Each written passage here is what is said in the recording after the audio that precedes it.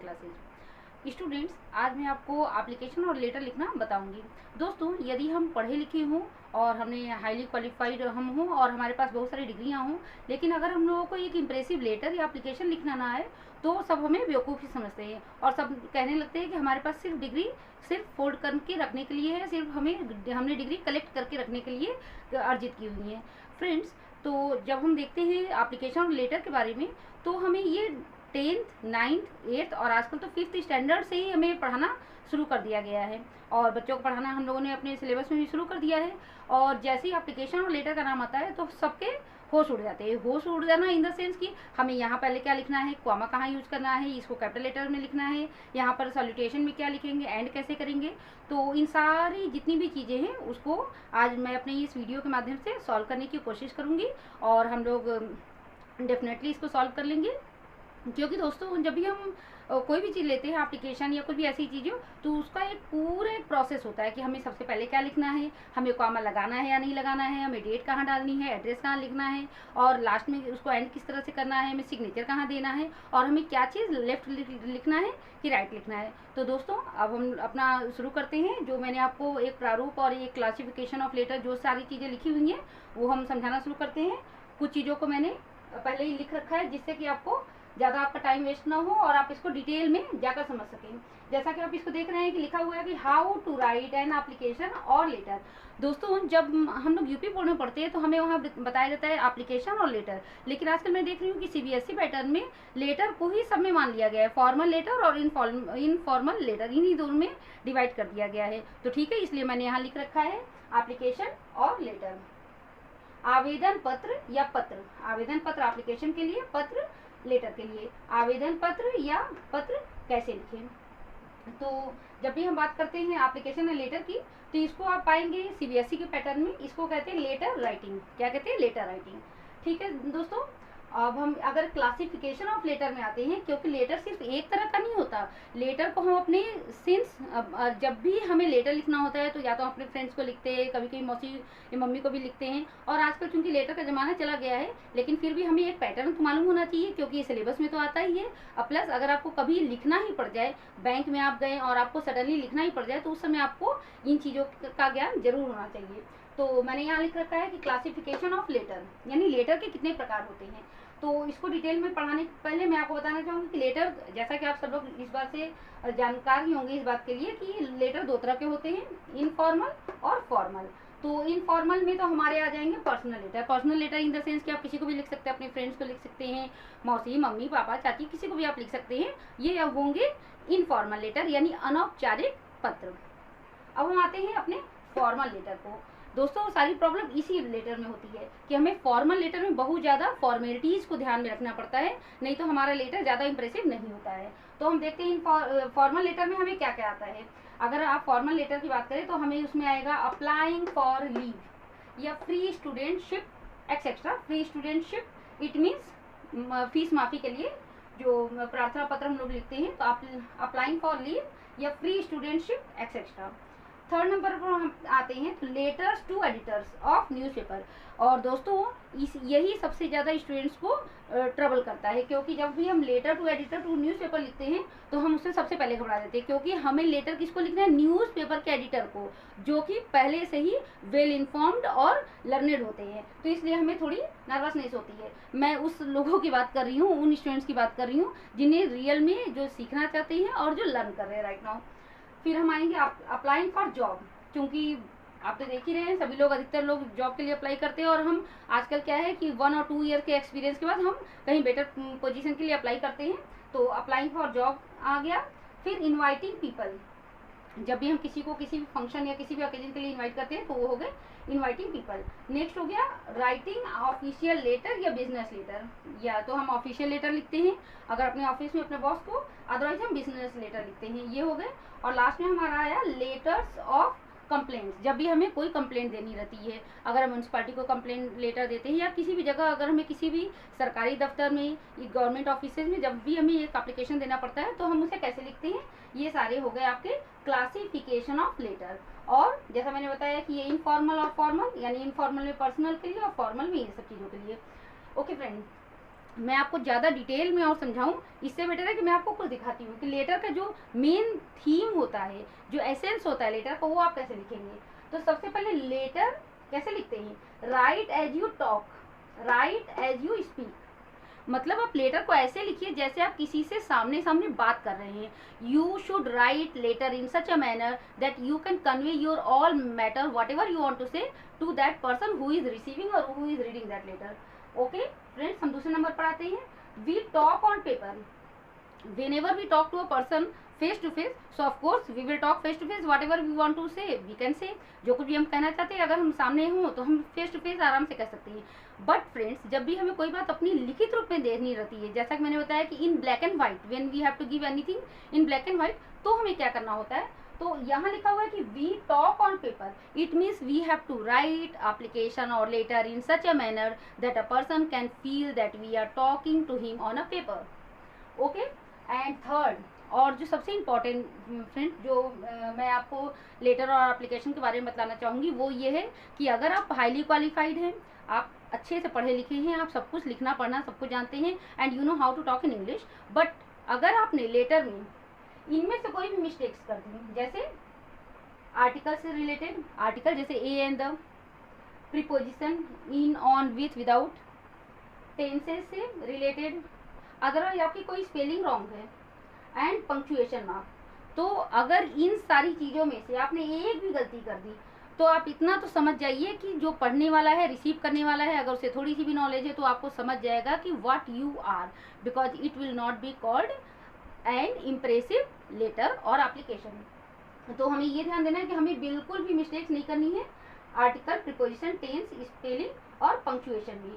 और हमें जो भी लेटर और एप्लीकेशन लिखना है उसको किस वे में लिखना है, किस स्टाइल में लिखना है, हमें कन्वर्सेशनल स्टाइल में लिखना है। तो फ्रेंड्स, अगर आप इसे बार बार भूल न जाएं, इस करके आप इसका एक स्क्रीनशॉट ले लें, which will help you for future also.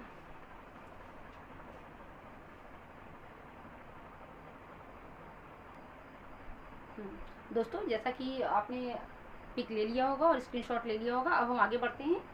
और ये लिखा हुआ है form of letters, it means letters के क्या स्वरूप होते हैं, लेटर्स को कैसे लिखा जाता है।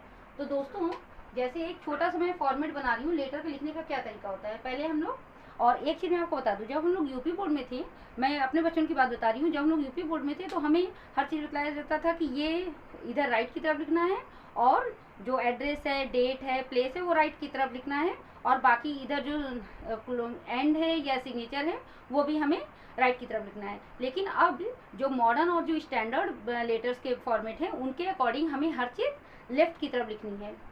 जैसे कि मैं आपको इसको समझा रही हूँ, लिखा हुआ है कि फॉर्म ऑफ लेटर्स, और इसमें सबसे पहले देखिए लेटर लिखने का क्या तरीका होता है। जैसे ऐसे ऐसे, ये मैं आपको सिर्फ एक फॉर्मेट बता रही हूँ, और ऐसे फिर थोड़ी जगह छोड़कर यहाँ ये सैल्यूटेशन के लिए, फिर हम लोग लाइन को यूँ ऐसे लिखते हैं,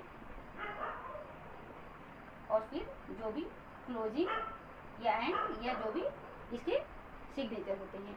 तो फ्रेंड्स, हम इसे डिटेल से पढ़ें, पहले हम देख लेते हैं कि हमारे ये फॉर्म ऑफ लेटर का क्या फॉर्म है, मतलब हम लेटर जब लिखते हैं तो किस तरह से लिखते हैं। तो जैसा सबसे पहले लिखा है कि एड्रेस, हमें सबसे पहले लेटर जब भी किसी को हम लिखते हैं तो सबसे पहले हम उसके एड्रेस को लिखते हैं, कि जो हम जिसे हम जहाँ से कोई लेटर भेजा जा रहा है, इट मीन्स हमने लिख दिया एड्रेस। नेक्स्ट है प्लेस और डेट, जैसे कि अगर मैं किसी को लेटर भेज रही हूँ या यदि आप लेटर भेज रहे हैं तो आप सबसे पहले एक एड्रेस डालेंगे, और एड्रेस में क्या आता है, प्लेस और डेट। और स्टूडेंट्स, आप इस बात को समझ लें कि कभी भी अपना नाम शुरू में यहाँ एड्रेस में नहीं लिखते हैं, सिर्फ अपने घर का एड्रेस जो होता है, प्लेस और वो डेट कैसे लिखते हैं। फिर हम आते हैं सैल्यूटेशन पर। सैल्यूटेशन का मतलब संबोधन, आप जिसको भी लेटर लिख रहे हैं तो आप उसको किस तरह से आप उसको एड्रेस करेंगे, वो वर्ड हम लिखते हैं यहाँ पर सैल्यूटेशन में। फिर हमारा आता है बॉडी, मतलब बॉडी इन द सेंस कि आप लेटर को स्टार्ट कैसे करेंगे या एप्लीकेशन को स्टार्ट करेंगे कैसे करेंगे, और आपको क्या मैसेज देना है या आप उनसे क्या कन्वे करना चाहते हैं, क्या आपके पास इंफॉर्मेशन है जो आप उनको देना चाहते हैं। और फिर आपका फोर्थ नंबर पर आया है लीव टेकिंग, एंड, और फिर लास्ट में आप इसे क्लोजिंग या एंड भी कह सकते हैं, और फिर सिग्नेचर। इसे हम ऐसे समझेंगे, जैसे पहले हमने यहाँ अपना नाम नहीं लिखना है, पहले हमें यहाँ एड्रेस लिखना है, दूसरे नंबर पर प्लेस, फिर डेट, फिर यहाँ आपको सैल्यूटेशन लिखना है, और ये आपकी बॉडी ऑफ एप्लीकेशन और लेटर, इसमें ये ओपनिंग के लिए हो गया, और यहाँ से आप अपना मैसेज जो भी आपको लिखना है वो लिखेंगे। ये हो गई लीव टेकिंग, ये लीव टेकिंग वाली चीज़ें, और फिर क्लोजिंग और सिग्नेचर। दोस्तों हमें कभी भी कोई भी लेटर इतना लंबा नहीं लिखना है कि a person start feeling board, because हमें जो बातें करनी है टू द पॉइंट करनी है। यदि आप अपने फ्रेंड को लिख रहे हैं देन इट्स ओके, वो लेटर थोड़ा लॉन्ग भी हो सकता है, लेकिन अगर आप किसी ऐसे सिंसियर व्यक्ति को लेटर लिख रहे हैं, या अगर हम किसी ऐसे को भी लेटर लिख रहे हैं जिसको कि कोई भी इन्फॉर्म करना बहुत ज़रूरी होती है, कोई भी इन्फॉर्मेशन देना बहुत ज़रूरी है, तो हमें अपने लेटर को टू द पॉइंट लिखना चाहिए, और बहुत लंबा पैराग्राफ ना बनाकर सिर्फ 2-2, 3-3 लाइन में उसके पैराग्राफ को हमें करना चाहिए, जिससे कि जो हमारा बॉडी ऑफ लेटर है वो हम क्या कहना चाह रहे हैं, what I want to convey और what I want to tell, that person can understand. तो हम इसे ऐसे समझेंगे। मैं इसे आपको समझा देती हूँ कि आपको लिखना कैसे है। फ्रेंड्स, जब भी हम पहले के समय में लेटर लिखते थे तो हमें बताया जाता था कि हमें हर जगह कॉमा यूज़ करना है और लास्ट में फुल स्टॉप यूज़ करना है, लेकिन चूंकि अब हम लोग एक स्टैंडर्ड ऑफ एप्लीकेशन लिख रहे हैं तो हमें अब न फुल स्टॉप यूज़ करना है ना कॉमा यूज़ करना है। हमें अपनी बात को जो हम लिख रहे हैं, एड्रेस, डेट, प्लेस, वो सारे हमें बिना कॉमा और फुल स्टॉप के उस तरह से लिखना है। मैं आपको एक करके दिखा रही हूँ। जैसे फॉर्म ऑफ लेटर आपने लिखा है, पहले अगर आपको एड्रेस लिखना है तो आप इसे एड्रेस कैसे लिखेंगे। सपोज कीजिए कुछ भी आप एड्रेस ले लीजिए, A13, B13, जो भी आपका एड्रेस है वो आप ले लीजिए। सपोज कीजिए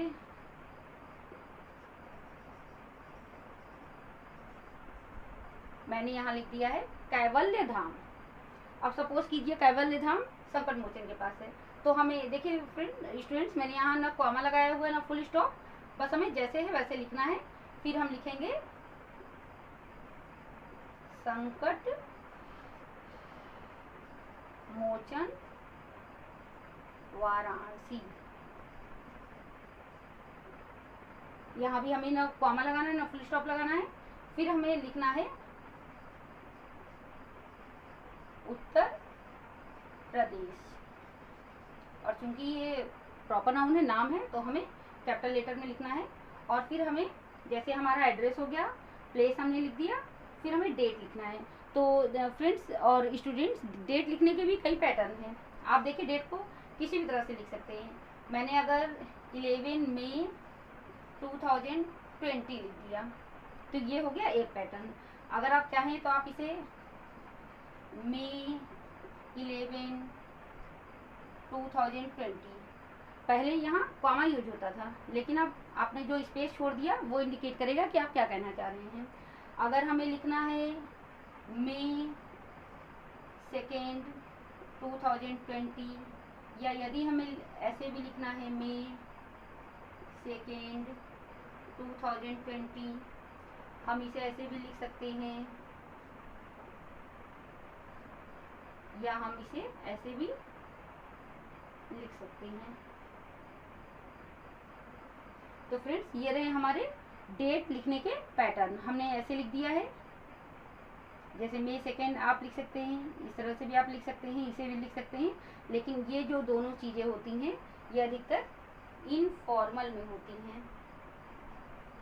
तो मैं आपको यही सजेस्ट करूँगी कि आप अपने इन तीनों में से कोई एक पैटर्न को चुनकर आप इसे लिखें।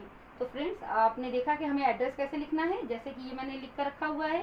प्लेस कैसे लिखना है, प्लेस के बारे में मैंने बता दिया।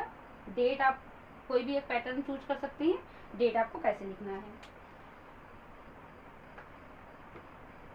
तो हमारे एड्रेस, प्लेस और डेट हो गए। अब हमें सैल्यूटेशन कराना है।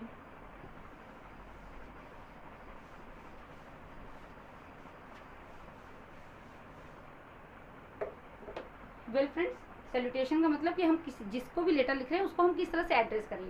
तो देखिए लेटर तो हम सभी को लिखते हैं, बड़ों को लिखते हैं, छोटों को लिखते हैं, अपने फ्रेंड्स को लिखते हैं, अपने कलीग्स को लिख सकते हैं। तो हमें लेटर लिखने का क्या पैटर्न है। अगर आप अपने एल्डर्स को लिख रहे हैं, अपने पेरेंट्स को लिख रहे हैं, या अपने अंकल या किसी रिलेटिव्स को लिख रहे हैं, तो आपको क्या लिखना है। सपोज कीजिए डियर अंकल, या डियर फादर, आप कुछ भी लिख सकते हैं, कोई भी रिलेटिव जो भी हो आपके। आप ऐसे भी लिख सकते हैं, माय डियर अंकल या फादर।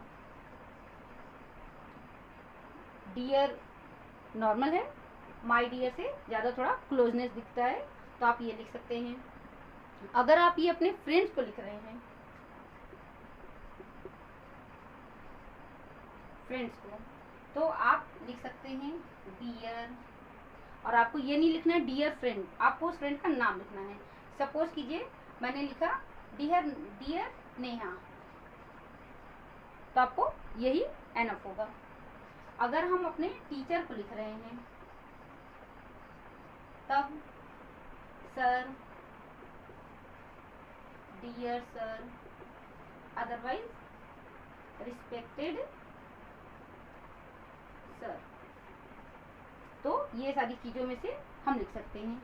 और अधिकतर ऑफिशियल जो भी लेटर होता है उसमें हम सर या डियर सर यूज करते हैं। अगर हम किसी महिला से बात कर रहे हैं, किसी लेडी से बात कर रहे हैं, तो हमें डियर मैडम, और अगर हम किसी पुरुष से बात कर रहे हैं तो हमें डियर सर यूज करना होता है। ये आपको लगाना ही लगाना है। और ये सारे जैसे पैटर्न मैंने बताया, फ्रेंड्स के लिए आपको डियर और प्लस उस फ्रेंड का नाम लिखना है। टीचर के लिए है तो आपको सर या डियर सर या रिस्पेक्टेड सर यूज़ करना है। और अगर किसी भी आप मेल फीमेल के अकॉर्डिंग आप डियर सर या डियर मैम यूज़ कर सकते हैं।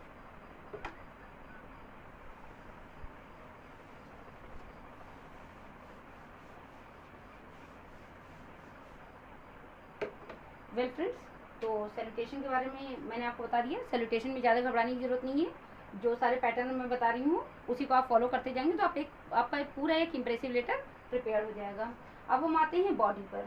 फ्रेंड्स, इस पर ज़्यादा ध्यान देने की ज़रूरत है, और स्टूडेंट्स बच्चों इस पर ज़्यादा ध्यान देने की ज़रूरत है, क्योंकि इसी में आपको सारी चीज़ों को ध्यान देना है कि आपको कोई भी आर्टिकल की ना मिस्टेक करनी है, ना टेंस की मिस्टेक करनी है। आपको जो लिखना है टू द पॉइंट लिखना है। तो बॉडी को हमने दो भागों में बांटा हुआ है, ओपनिंग और मैसेज। तो सपोज कीजिए जैसे मैंने आपको बताया था कि ये हो गए आपके एड्रेस, प्लेस, डेट और थोड़ा जगह छोड़ सैल्यूटेशन। अब हम आते हैं ये बॉडी पर, और ये हमारा मैसेज, और ये लीव टेकिंग। तो जैसा कि आपने एड्रेस पढ़ लिया, प्लेस पढ़ लिया, डेट पढ़ लिया और सैल्यूटेशन पढ़ लिया। अब हम आते हैं बॉडी पर। तो बॉडी में ओपनिंग हम कैसे करेंगे? ओपनिंग के लिए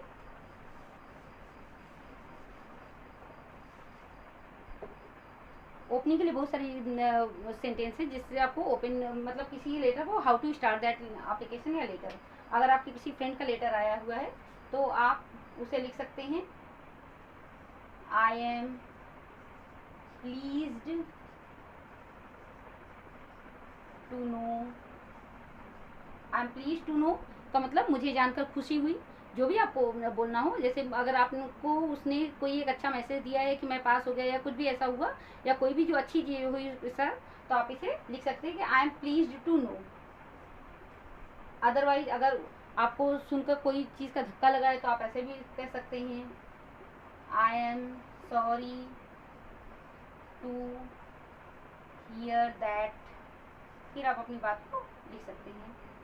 अगर आप रियली में शॉक्ड हैं तो I am shocked to listen that. जो कुछ भी।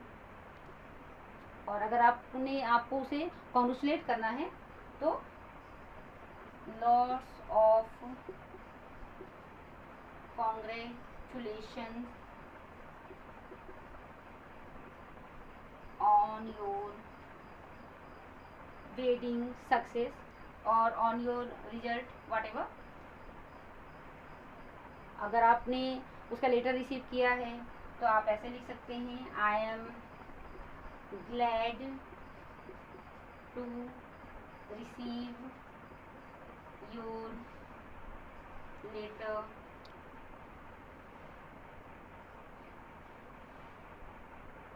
या अगर उसने आपको पहले लेटर दे दिया है और आपको थोड़ा डिले हो गया है तो आप ऐसे भी लिख सकते हैं, आई एम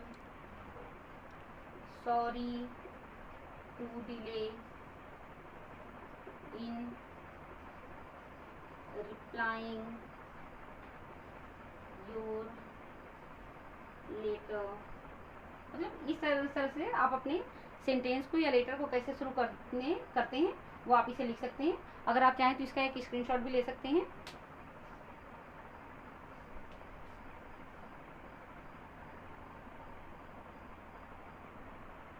वेल फ्रेंड्स, अब हम आते हैं अपने मैसेज पर।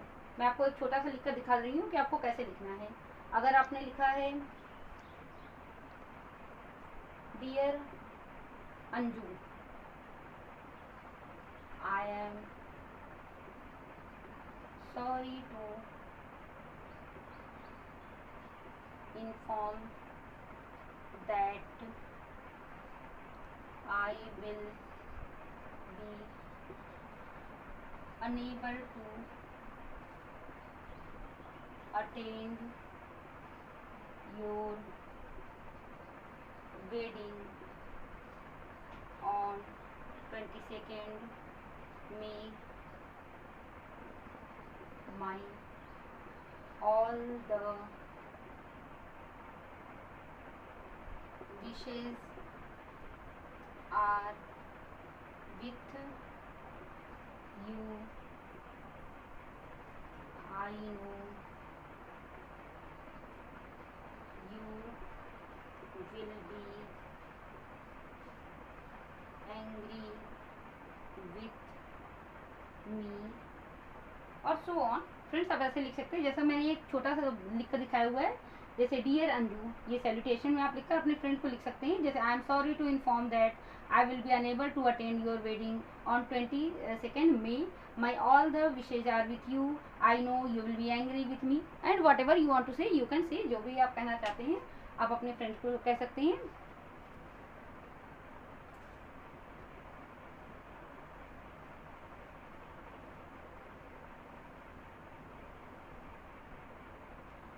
तो फ्रेंड्स, हमारे बॉडी और ओपनिंग और मैसेज हो गए।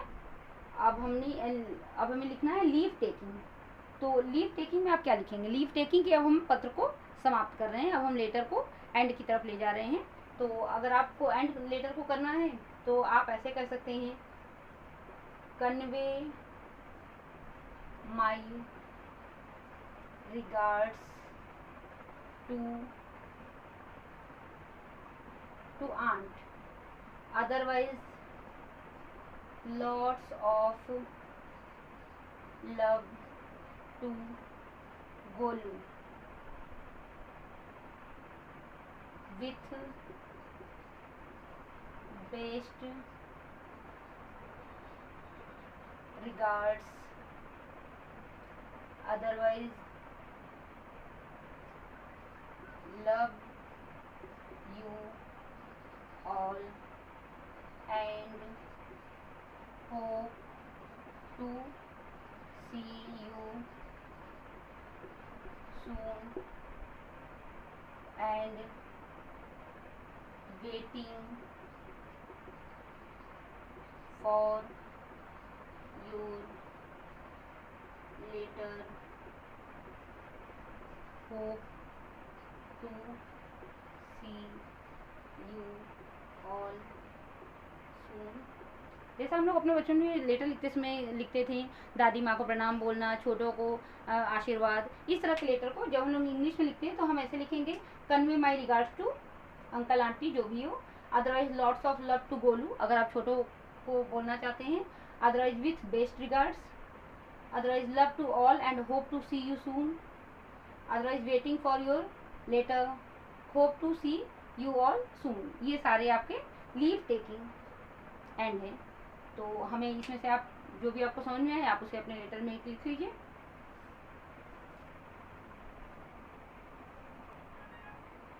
वेल फ्रेंड्स, अब हम आते हैं अपने क्लोजिंग और सिग्नेचर में, क्योंकि जैसा कि मैंने सब कुछ बता दिया आपको कि किस तरह से लिखना है। तो अब हम क्लोजिंग और सिग्नेचर में आएंगे। क्लोजिंग आप इसे कैसे करेंगे? यदि आप अपने पेरेंट्स को लेटर लिख रहे हैं या एल्डर्स को लेटर लिख रहे हैं तो एल्डर्स को, पेरेंट्स को, या अगर आप रिलेटिव्स को लिख रहे हैं तो आप इसे लिख सकते हैं योर्स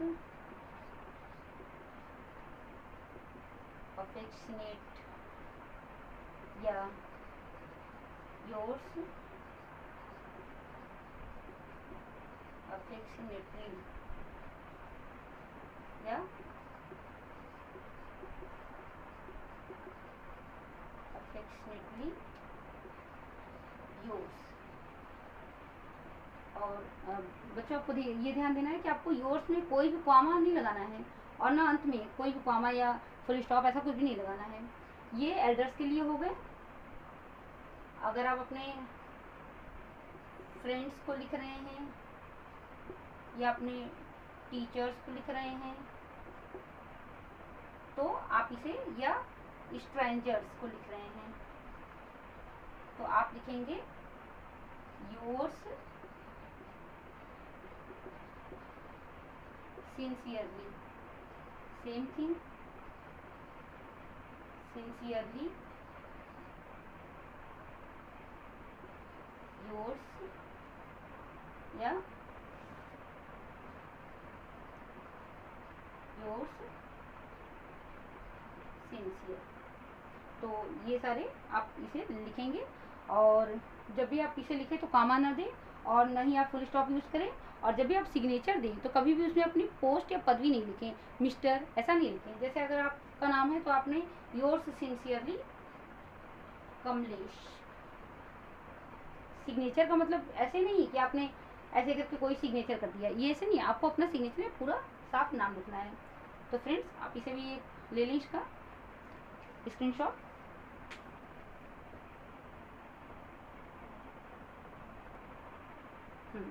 तो स्टूडेंट जैसा कि आपने नोट कर लिया होगा ये सारी चीज़ें, जो हमारा क्लासिफिकेशन ऑफ लेटर है, फॉर्म ऑफ लेटर है वो सारी, और जो क्लासिफिकेशन ऑफ लेटर में letter to editor of newspaper, otherwise letter, business letter, official letter, applying for job और अप्लाइंग फॉर फ्री स्टूडेंटशिप, ये सारे लेटर को जो और डिटेल में सारी चीज़ें हैं वो मैं अपने नेक्स्ट वीडियो में डालूंगी।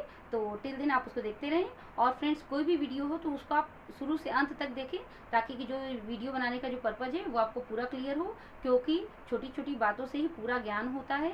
अगर आप सोचेंगे कि ये सब चीज़ों को नहीं, अब मैं नेक्स्ट वीडियो को देखूंगा, तो अगर आपने पहला पेज छोड़ दिया तो आपको दूसरे पेज को बिल्कुल भी समझ नहीं आएगा। इसलिए आप इसको देखते रहिए। इसके अलावा जो मेरे पुराने भी जो वीडियोज़ मैंने अपलोड किए हैं उनको भी आप इसके लिंक में जाकर आप इसको देख सकते हैं। आपके द्वारा लाइक किए हुए, कमेंट किए हुए सारी चीज़ें हम लोगों को इनकरेज करती हैं। और आप सारे वीडियो को ध्यान से देखते रहिए and stay at home and keep be healthy and keep smiling. Thanks friends.